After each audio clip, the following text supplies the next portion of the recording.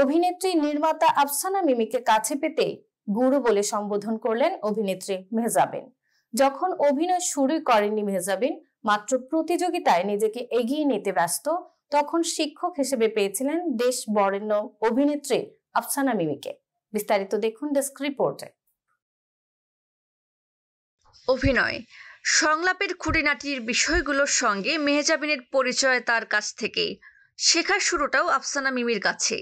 সেই শিক্ষক এসেছিলেন মেহজাবিন অভিনীত প্রথম সিনেমা প্রিয় মালতী দেখতে। মঙ্গলবার সন্ধ্যায় মহাখালীর SKS টাওয়ারের স্টার সিনেপ্লেক্সে অনুষ্ঠিত হয় ছবিটির স্পেশাল প্রিমিয়ার।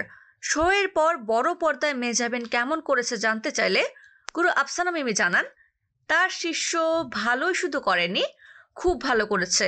মেহজাবিন কথা বলার আগে বলেন, আমি আমার শিক্ষকের কাছ থেকে আজ জানতে চাই আমার কাজ কেমন লেগেছে, ভুল ত্রুটি সম্পর্কেও জানতে চাই।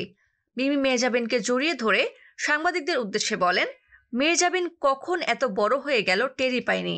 প্রিয় মালতী সিনেমায় সে যে অভিনয় করেছে সেটা সবার হৃদয় ছুঁয়ে গেছে, কান্না চলে এসেছে। আমি অত্যন্ত খুশি ও গর্বিত মেহজাবিনকে নিয়ে। এরপর মেহজাবিন গুরু আফসানা মিমির পা ধরে সালাম করেন। পরে ফের মিমি মেহজাবিনকে বুকে জড়িয়ে নেন। অভিনেত্রীর প্রযোজক নুসরাত ইমরোজ তিশা বলেন, মেহজাবিনকে অনেক অনেক শুভেচ্ছা। সঙ্গে এর নির্মাতা ও পুরো টিমকে আমি ধন্যবাদ দিতে চাই এত সুন্দর একটা সিনেমা উপহার দেওয়ার জন্য।